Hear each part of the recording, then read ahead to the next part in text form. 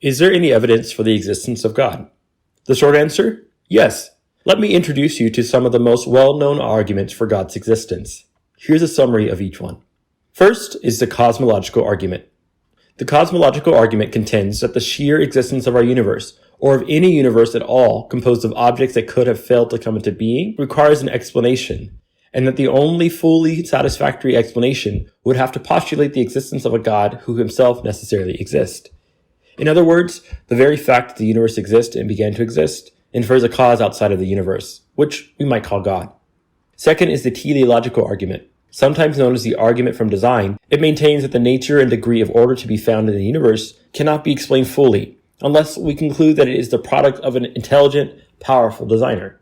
The third is the Moral Argument, which suggests that we cannot account for the objectivity of moral obligation and value without acknowledging the existence of an ultimate personal reality, on which all else depends, a moral lawgiver or absolute source of moral valuation.